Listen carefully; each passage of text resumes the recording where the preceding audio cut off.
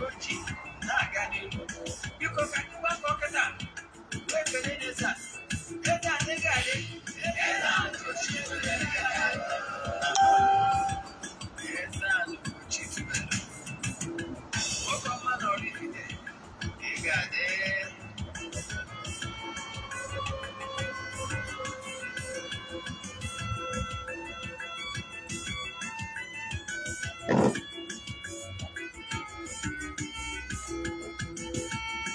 ọdịnala bụ eziokwu ọdịnala bụ ụzọ ndụ ịma na o nwere ọnụ na-eti mkpu na-asị ụmụ Igbo chigharịa ụmụ Igbo chigharịa kwambosi ọ na-eti n'ụtụtụ n'abalị ọ nọ na nkụzi Eze-Ana Ugochi tubelu onye ọma na oraifite onye mgbasa ozi ọma ọdịnala gaba n'ihu Eze-Ana Ugochi tubelu onye ọma na-eje eme ọnụ ọdịnala bụ ụzọ ndụ gaba n'ihu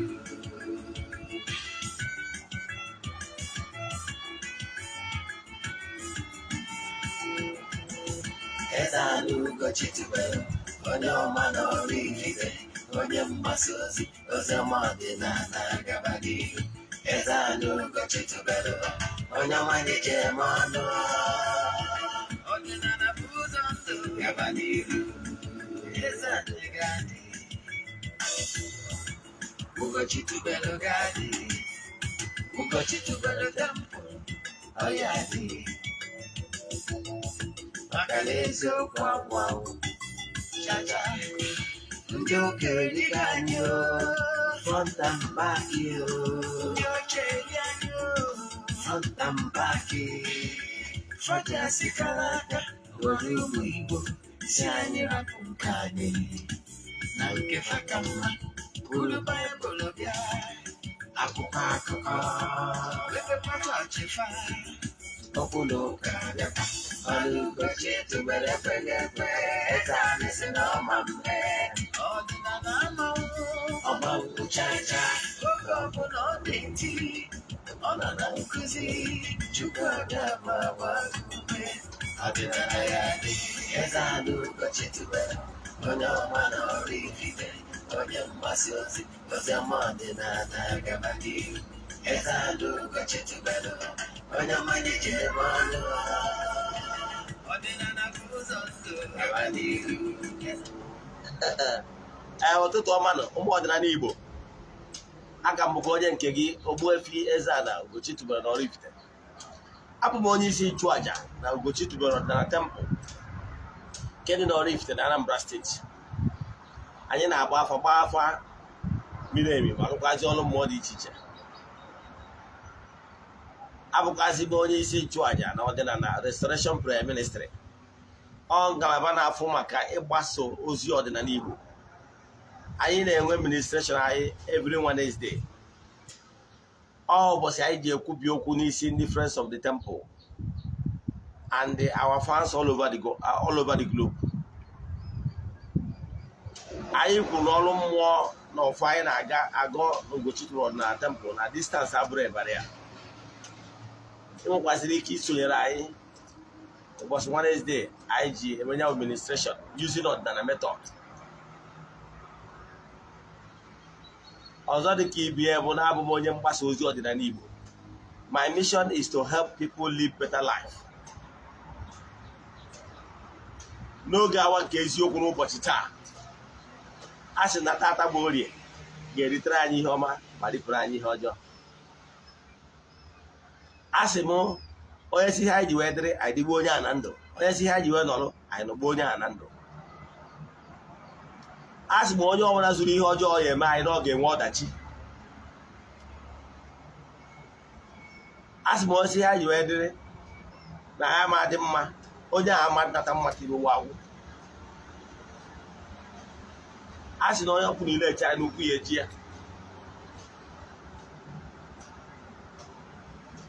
onye nkwu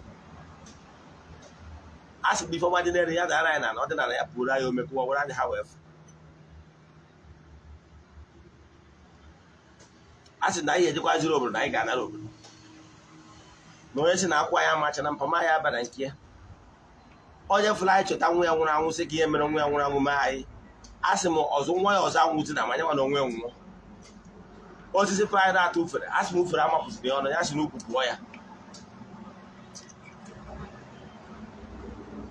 asị m na mmapụ a na-egbu ọwụrụ ọ n'iru n'iru ka anyị gara aga na oke enwe bụ n'iru n'iru ka ọ na-ama asị m na ụbọchị ihe na-aga okporo ụzọ okwu anyị apụ anyị ama ọ bụgoro anyị ama na anyị ga-edecha na maka na ọgọ na-akpacha na aja ọfịa ma na-abụ onye nwe ya asị m na ejiri ọnwa adịbe eme mgbọrọgwụ asị m na anyị ga-adị ka echi maka na echi adị agwụ agwụ ise n'ụbọchị tata isiokwu anyị ji bịa n'ụbọchị tata bụ health benefits and why you should pay attention to your health and stroke life ya na ndụ maka na onye dị ndụ ọdịkwute ihe ọma kwa eziokwu asị na ndụ ka akụ na ndụ bụ isi so life is so important so precious asị na ndụ na-agụ onye ọ na-aga ibie onye a na-ana nke ya na ndụ ya n'afọ a na-asịkwa ndị Igbo tụnyere si na onye gbukwu utie ọ lahụ na mana bifo anyị gaa n'iru n'isiokwu anyị ji bịa n'ụbọchị taa nke mbụ anyị ji airtime wee bịa anyị ji Glo airtime anyị ji Airtel so ọ bụrụ na one of our fans and they want to na ọ ga-abalị gị ị mara ihe anyị ji bịa Airtel and Glo airtime 500 naira each anyị kwuru also our fans don't copy it and send it to any other person if it's not network you are using please jump and pass this video I'm doing now some people will still watch it later today some will watch it via YouTube some will watch it from TikTok and other social media handles so ọ bụrụ iwu na onye nọ online now ga-enweta ya ka bụ ofu ka ịbụa echefuna na aja anyị na-achụ kwa ọnwa nke ọnwa Disemba ga-ebido na Disemba 6 ọ bụrụ na ị chọrọ iso na ya bụ aja mbunye elu aja ịpụta ihe aja esigoro na ya bunye ọtụtụ ndị mmadụ elu nke m nwa na onwe mbụ Ogbuefi EZE-ANA Ugochi wee living testimony abụrụ m onye na-esho testimony adị m esho okwu ihe ọ na social media mana ọ bụrụ na nye testimony ihe ọgbụgba ama ndị mmadụ nwetagoro site n'isonye na aja is so huge then ọ bụrụ na ị chọrọ isonye ndị na-esonye bụ na ya amaghị ka esi eme mana maka gị nwa bụ onye ọfụ ka ị wee sonye na ya bụ aja ihe ị na-ediri ime bụ 1 forward ọrụ m 3 prayer request gị then make donation token to the account number then always other information I get needed from you I will nwee ike wee book gị na ndị ga-esonye na aja anyị na-achụ aja na last 14 days ụbọchị anyị ga-ebido bụ na 6 anyị ga-achụ aja dị iche iche wee bido ụbọchị anyị ga-emechikwa ya ga-abụ na 19 ọ ga-eme 14 days a ga-achụkwa aja dị iche iche chukwu aja ebulu mee saraka ndị mmadụ erikwazie ma ṅụọ ịnọrọ anywhere around Anambra you can still come and join us na Jam Feast anyị ga-emechie ọ bụrụ na ị chọrọ isonye na ya ihe ị ga-eme bụ sendel m meseji na WhatsApp 0805 78 37 672 I repeat 0805 78 37 672 ya gazie isiokwu anyị ji bịa n'ụbọchị taata bụ ịma na what you don't know is only a mystery to you not to all ọkwa eziokwu yes onye amara ka ebe si n'ozu nwere ike oji bụ sie osi n'okwu mana achọrọ ka nkọwa alụghị how things work in creation dịka isiokwu one of the our motto na channel abụ our mission is to help people live better life so ọ na-abụ ka anyị na-agwa gị maka spiritual life ka anyị na-agwakwazi gị gbasalụ the physical ya so ihe anyị maka ya bịa n'ụbọchị taa wụ the part of life anyị na-ekwu maka ya bụ benefit of health Let me explain to you so that you understand how things work. What makes up a man is the spirit and the earthly body. Our earthly cloak. Yes. Now, for that your earthly body, for you to remain in this gross material, this earth, you need a functional body.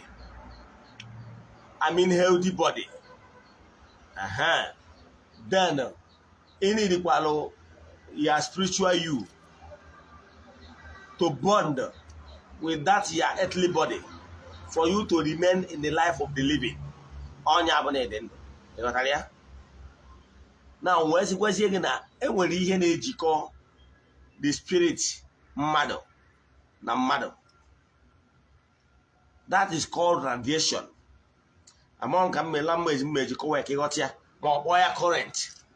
Can use those simplest language for you to understand it. Call it current. Now, onwere current ahụ mmadụ na egosipụta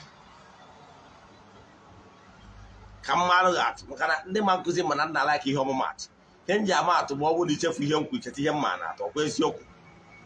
Now, ọ bụrụ na ịfụ a room iji gosi gị na onwelu radiation or vibration human body na generate. Ka were simple ịma ọkụ ịma na ọ bụrụ na ya iweta a room now wee kpọta mmadụ 50 ha banye n'ime one room. ọkụ ịma na heat ga-adị n'ime that room ọkụ eziokwu. Even if all of them are not talking, nobody is talking. Mana mmadụ 50 n'ofu room. Kedu ihe ị ga-notice ebe a? Ị ga-notice serious heat ọkụ eziokwu. To show you that now this is our body nwere ihe ọ na-radiate.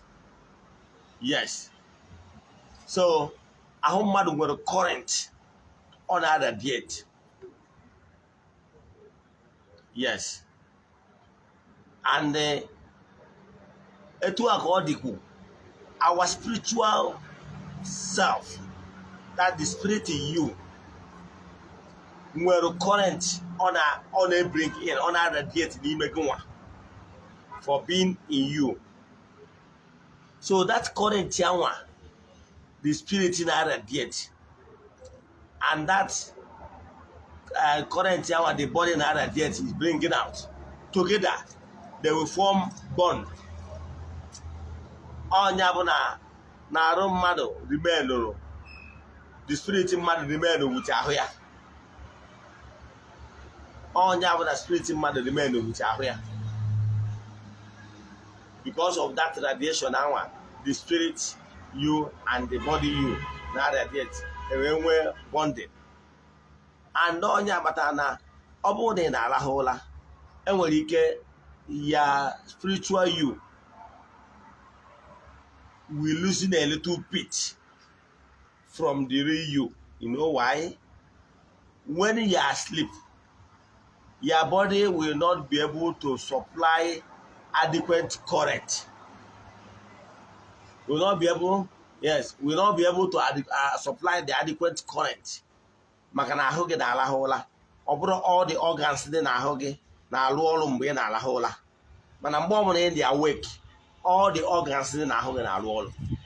So mgbe ị na-arahụ ụra nwa, then for the fact na ị na-arahụ ụra, all the organs adị arụsị ọrụ, anọrọ ọrụ at that point in time.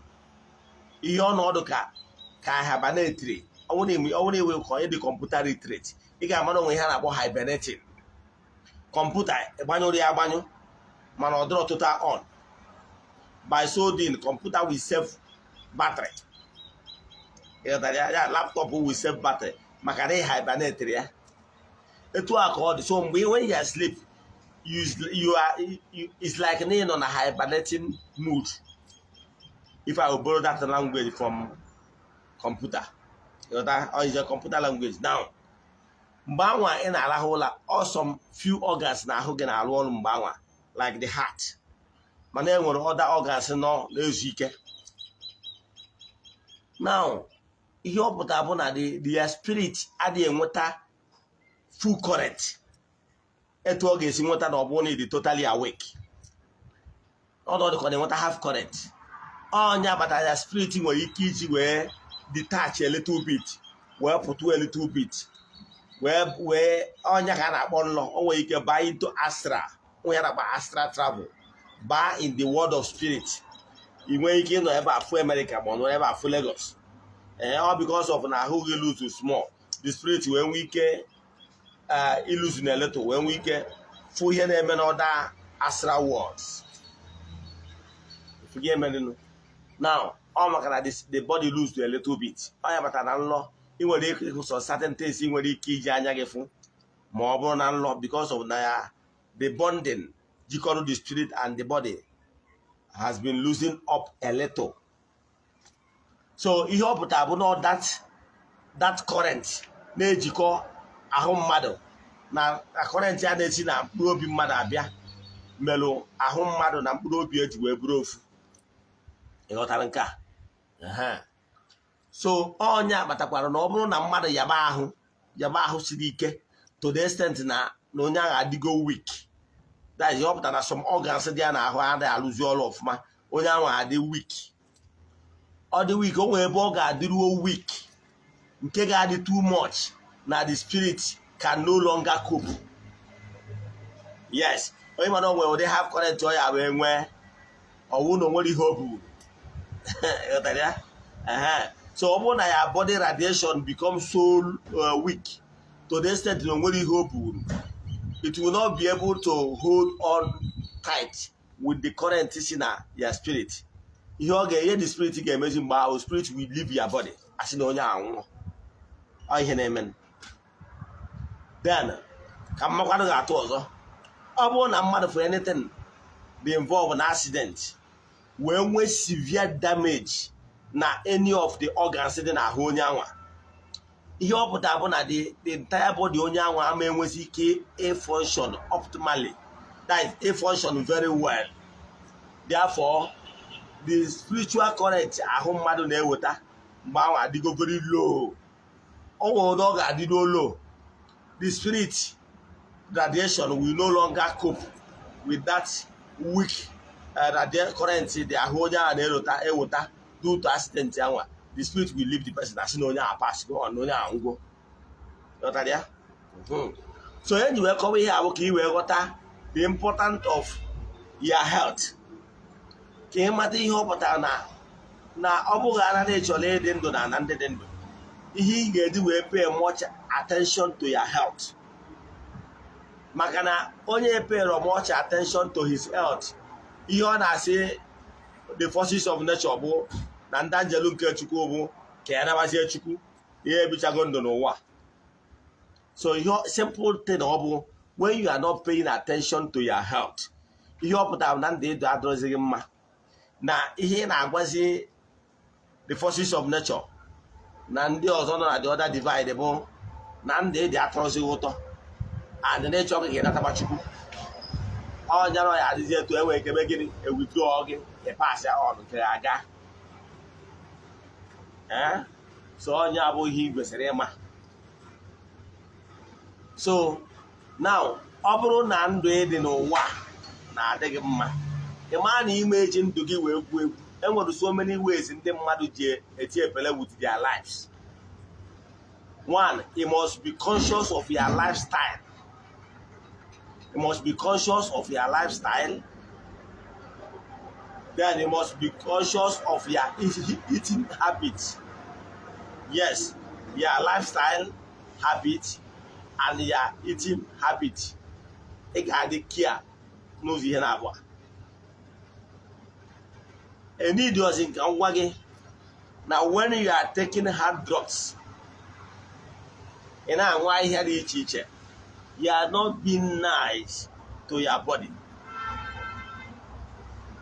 What you are taking is harmful substance. By so doing, you are jeopardizing your health. You need to come work it out. How harmful? Need to come work it out.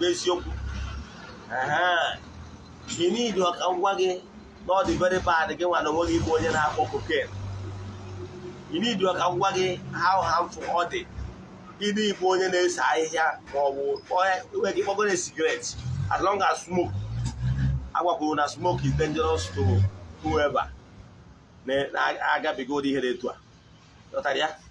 So you must pay attention to that. That is habit.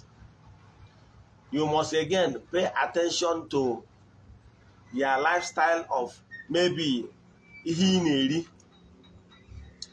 Are you a drunkard? Ibu onye oge ọbụla kama ọ ga-adọ na bottle ya dọrọ n'afọ. That is it. Your alcohol intake is so high. My dear, you are joking with your life. Because those things you are eating. Example ka mmadụ ga-ata enwere ike ọ bụrụ na in life na ihe n'ọdụ ka ihe destiny gị ga-eri iwe ofu efi. Mana iji anya ukwu maka n'ihi na ihe dị gị n'aka i wee tee ofu efi under 40 years. Nwanne ọ dị likely na enwere ike inwezi ọya na-enwere ike dọkịta agwa gị na ọ bụrụ na ịfụrụ ndụ gị na gị kwụsị iri efi atọ. Ịghọtara ya? Maka na onye rikarịa ogbukarịa ya. So you must, everything you are eating must be in moderation. Very important. Ihe njikwu bụ ihe abụ na onwere ndị nwere ike iji aka ha jeopardize their health. Mgbe ha bido nwewe problem, maybe kidney problem, heart problem, name them, lungs problem and rest of them. All those serious sickness. Mgbe ahụ ọchọgbo onye ọ ga-akpọ nwere ike ọsị nọ ndị amoosu, o nwere ike si nọ ọnkụl ya, o nwere ike ọsị nọ village, o nwere ike ọ na-achọje onye ọya eko ihe n'aka without knowing na ọ gbara nkụ ahụ si ngwere bịara ya ọrụ. He who fetched ant invented firewood invited lizard to his house. Ịghọtara ya? Then nke ọzọkwa bụ chọrọ ikwu maka ya bụ eating habit. Ịma ụdị ihe ị na-eri. Let me paint a picture to show you the world we are living and what we must do in order to be safe. O nwere ihe a na-akpọ GMO foods. Those foods that are highly chemicalized. E nwere some food ka nwa wantere mara. Mgbe e use those chemicals, call it fertilizer, call it so many fertilizer, all those things, they are no longer organic. Yes. During the time of our forefathers, our fathers, they used to have organic. Organic simple means that he used to share cocoa.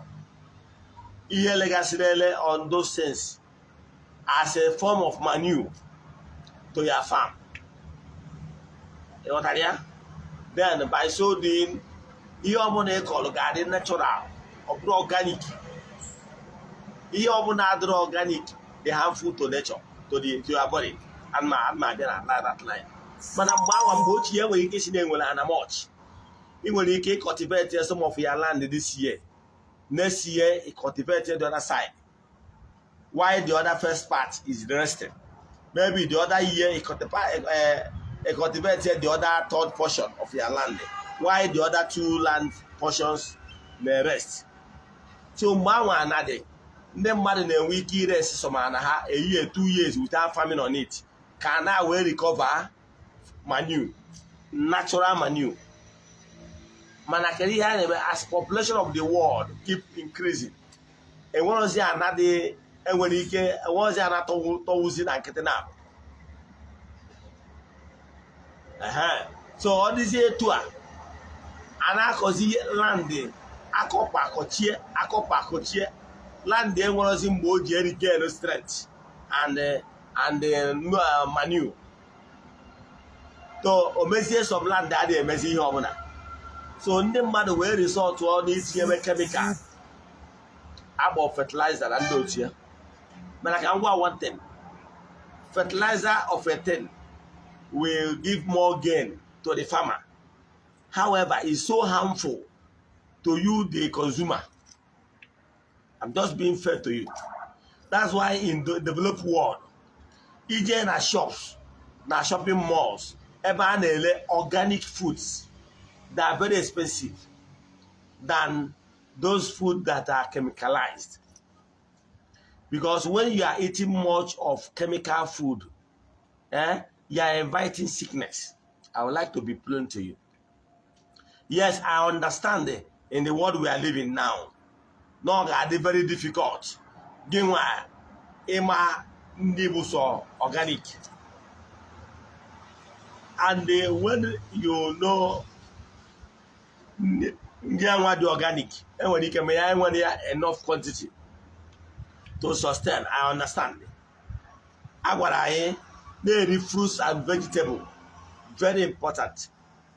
But the greatest thing mere mmadụ bụ na even the food and vegetable, the fruits and vegetable, are highly chemicalized in the world we are living today. Adịm ekwuzi ebe a na-akọ ụgụ, pumpkin and rest of them, all the other vegetables, now watermelon, and some of them are very chemical. So when you are eating them, instead of those things to be of health benefit, is keep worsening your situation. Normally, human beings should sustain their life by eating fruits and vegetables. Let me tell you what you don't know. Maybe you are not, you don't know. See, when the world was created, Genesis, ebe I quote to yesterday, Genesis chapter 1, Barataba. Ị ga-afụ ebe Chineke mgbe o kechara ụwa, o wee sị ka a na-akọrọpụta, o wee sị ka ahịhịa na plants and rest of them ka o si n'ime a na-apụnte. Ihe ndị a bụ ihe mmadụ ga-eri wee dị ndụ. Then, pattern during the time of the ancient time, maybe time of the, Abraham and rest of them, and when they had the orthodox medicine, and the people of that time, they lived healthy life. But we are in the world of chemical and drugs. Let me bring it to your notice. Medicine, they call medicine drugs, cure only pathogens and virus. Cures only pathogens and virus. But drugs are not too friendly with their hormones. Let me tell you, as in with your immune system is a system to go get in our home mother. Gabo, if their immune system is very strong and healthy enough, your immune system will form a defense that will help you in your body to fight illness that is coming to attack your body. It's like defense line. Mana, so many people, their immune are go bad because of the eating habit. What they're eating is not good foods. Some are eating junks. Yes, we are living in a world where junks are running. People are picking up so many things in some eating shops and the malls, eating those junks. You understand? So, but those ones are wrong. It's not good for your body. Because some of those food are formulated foods that are not natural. Example, yam contain minerals and vitamins in yam. This yam, yes, yam, yes. And well, the components, the mineral and vitamins she contain. So when you consume those yams, those minerals and vitamins will help to nourish your cells and your organs. But when you take those formulated and chemical foods, they are not the best. You know why? Those chemical content of those foods will go back to your cells and weaken your cells. The same thing with those vegetables. Yes, eating vegetables are okay. But what of these vegetables we are seeing nowadays, highly chemicalized vegetables? Since we all know that you cannot avoid them, I will tell you what you will be taking and what you will be doing in order to detoxify your body from all those chemicals. It will tell you to know that our body contain like 3.2 trillion cells. although it depends on the body size. Now, our body, the cells, the tissues form the cells, and the cells form the organ, and the organs form the body. Now, those tissues you are seeing and those cells you are seeing, what they need is minerals and vitamins in order for your body to be functioning perfectly. Let me give you an example. A newly born baby, a newly born baby can be eating sucking breast and you will still remain healthy. You know why? The breast contains all the minerals and vitamins the baby needs for all the organs of the baby to function very well. The same thing with you. Whatever you are eating will just go and digest. And those minerals and vitamins that benefit the body will be harnessed by the body organs. And they will be of help. There is other size, other ones food you take that are waste. Those ones you pass them. Understand? Whenever you visit toilet, those are waste. The body have already taken the minerals and vitamins that is necessary for the body. So, ọ bụrụ na ị na-enye arụ gị, that's why if ọ bụrụ na ịma ihe gbasara some vegetables that highly nutritious, like some fruits or some vegetable like belly and rest of them, if you take them, you will see that they will quench hunger. Because here they make agụ when the cells and those tissues are feeling normal nutrients they're supposed to be, passing through them, how we see them water daily. They will now trigger the hunger bell. Then you will feel hunger. But when you take those nutrients, even if it's in liquid form, that really energize that cells. Those cells will have something to nourish and whatever. Now, you see that you will not feel hunger. You know what I mean? So, what is beneficial to your body and organs and cells is the nutrients and vitamins.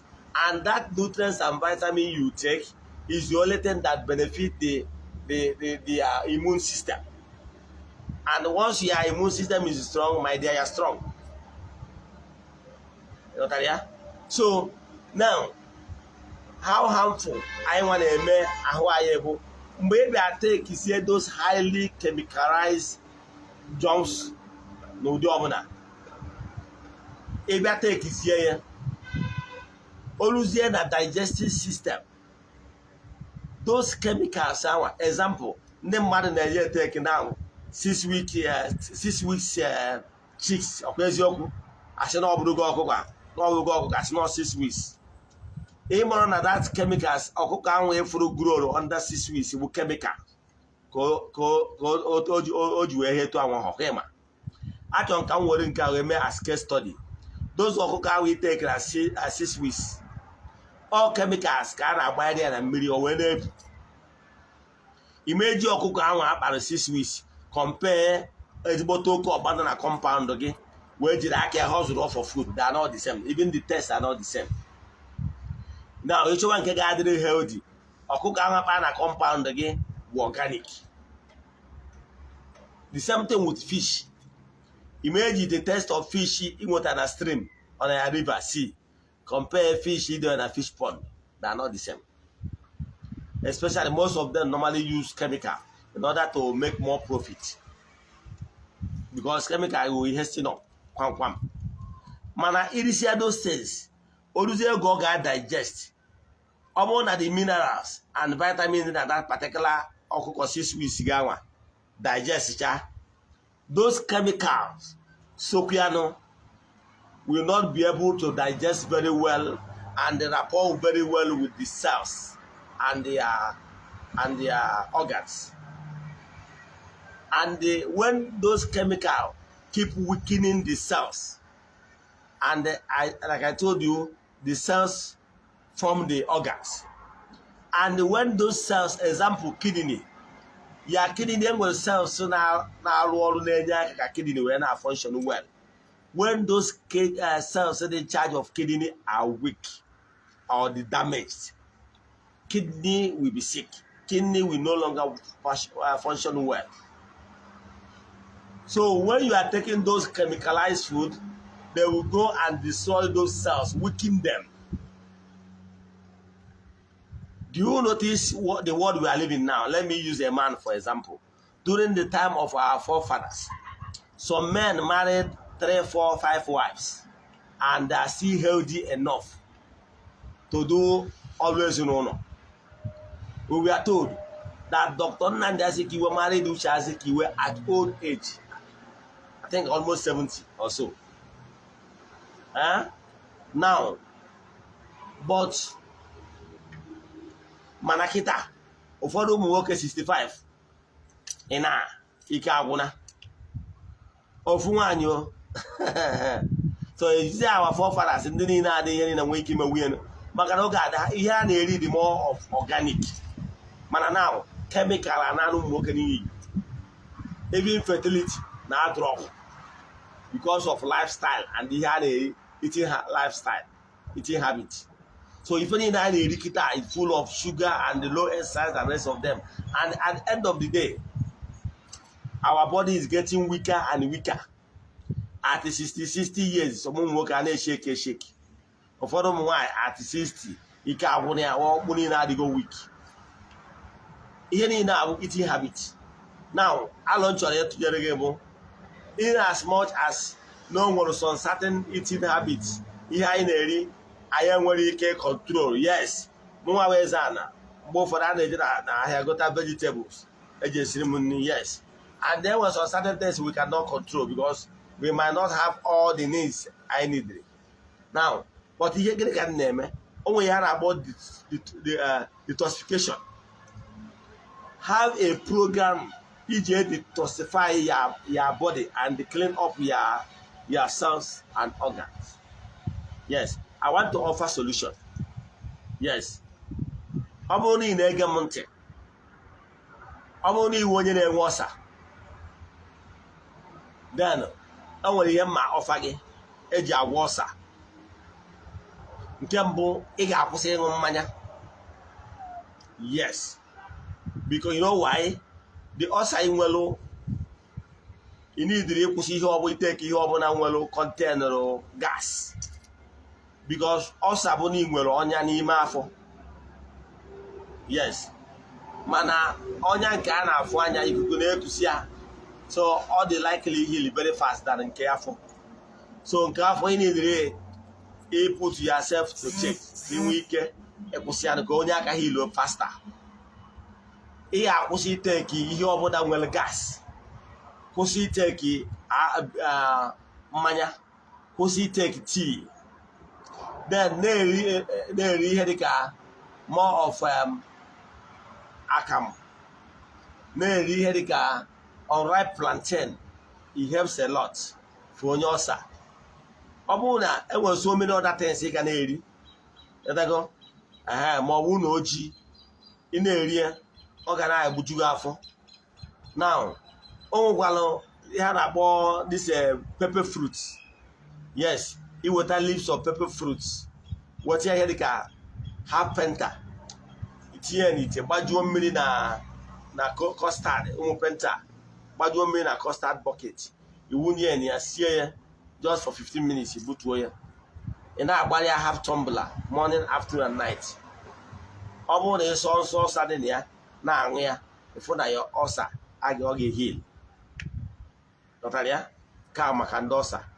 Because obuna onwelo obuna idi enwosa mana ị chọrọ ka ị na-akara in your body. Iweta ihe a na-akpọ lemon. Yes, iweta lemon ịsa azụ ya with the back. Cut or maybe slice ya into 6. Then wunye na cup. Mwanye mmiri. Enough mmiri ya na-eme ka asị na cover ya. yes o nwere ike ise n'elu obodo ịgbanye mmiri ọkụ anwa ịhapụ ya mmụọ ọjụ na-atabazi oyi so maybe this year warm then you take it early in the morning. It will help you to alkaline your body. Because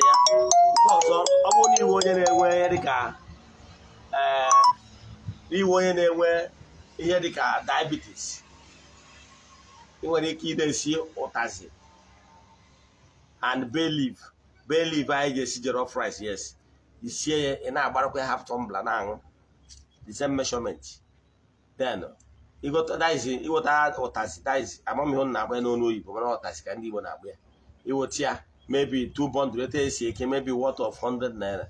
You would have bay leaf, maybe worth of 500. You see, and it will help you to reduce your sugar. And again, mind the audi he nearly or saying alcohol and will control again to your diabetes. I ban a wall or Danya you and able to weep your name to afford. Diabetes. A broke up uncle, nearly more. I will have a couple of years sugar. It is a note he wrote about to Binara. Barry Obo. Idian K, he wrote about to Binara, by Obo. Name what Newi, Ekene Mono, Nimuka the cha. Ekene Mono. Editor for who wrote about to Binara, Barry Obo. Editor got to gay, Editor wrote about to Binara, Barry Obo. I never name a big man. Now name a buga. Obogadagana 60 years on world diabetes. Oberi eme and you rabala ponopia. Emma on a medicine diabetes yallow. But when you come on one day near me, you're in a spiritual.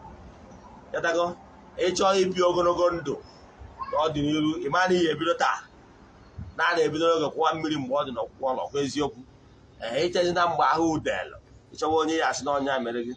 Walk away Meribia. Yes, I want a mother Mary or Mary or Ba, a marina. Oh, do something. Melody did not claim, but I told you ever. One of Meribia, yeah, got here. Because all Polonia could corner. Because also the give him 5 metriable. All one new one in a kidney problem. I end the we are in a womb board at a very early stage. Be doctor control your lifestyle. Then, a man I can on is here our quangara.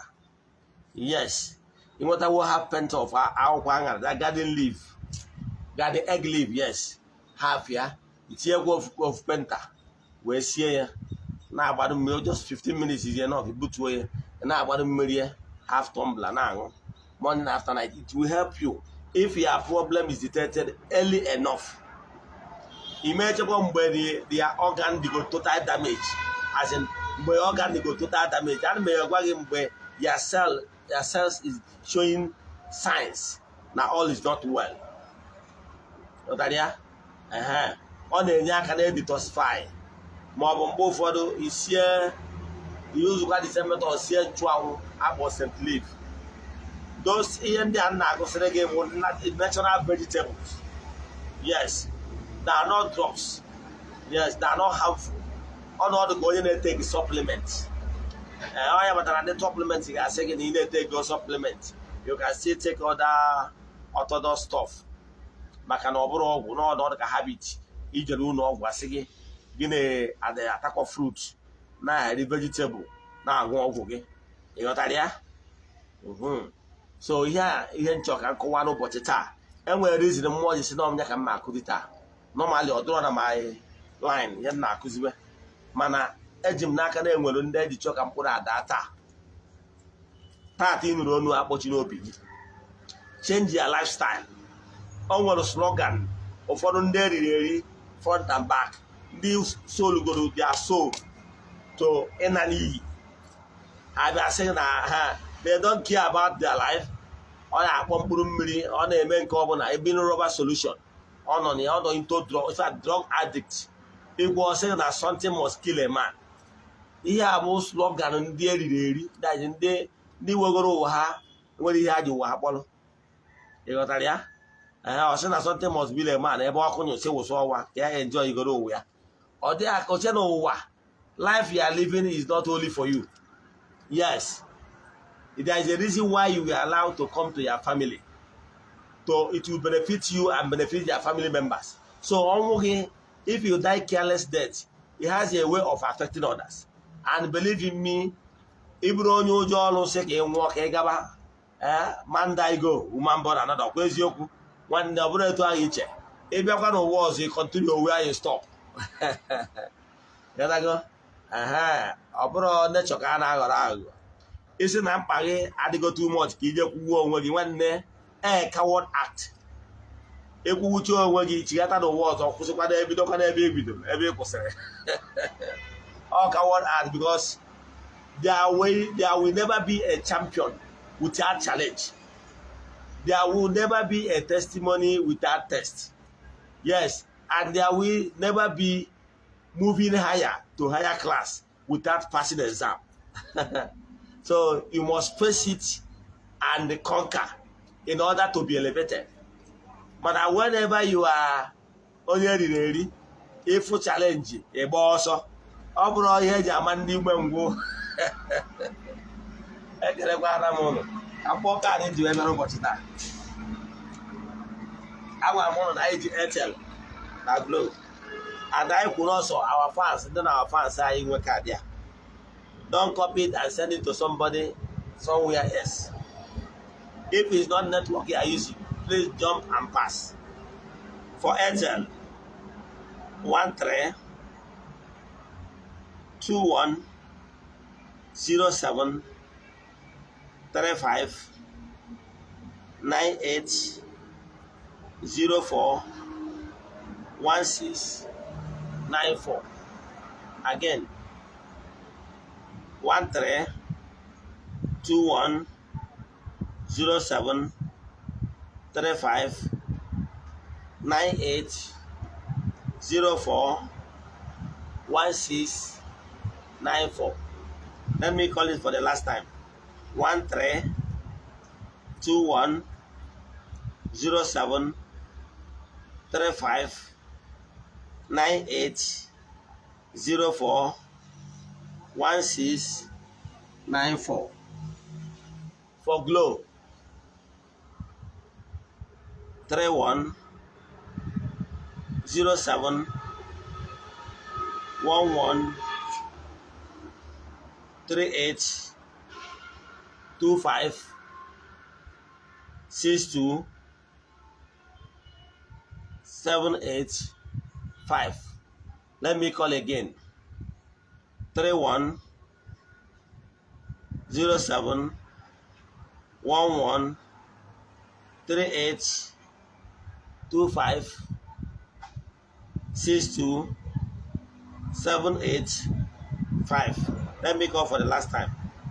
31 07 11 38 25 62 785. Now I to work you can get premium in only can in Abia. Equal more Ngozi friends and well wishers.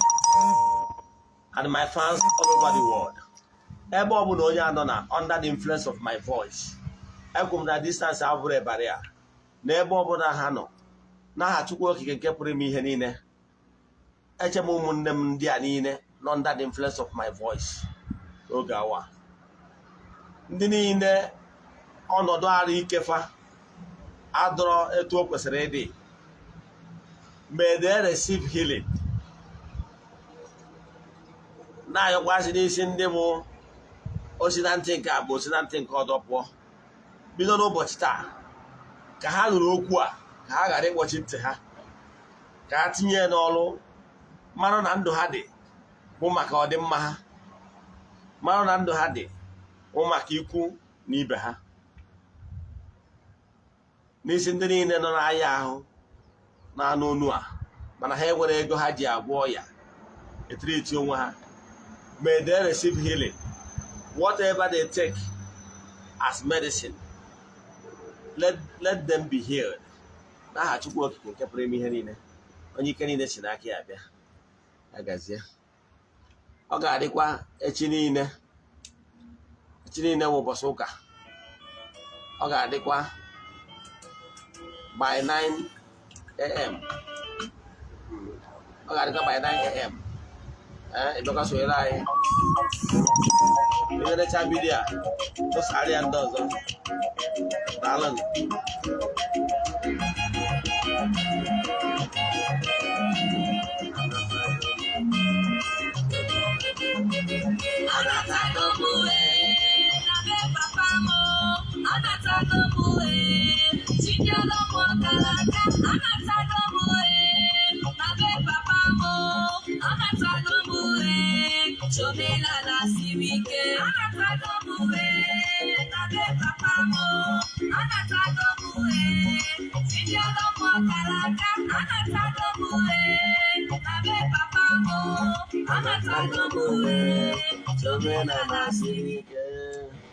Daalụ.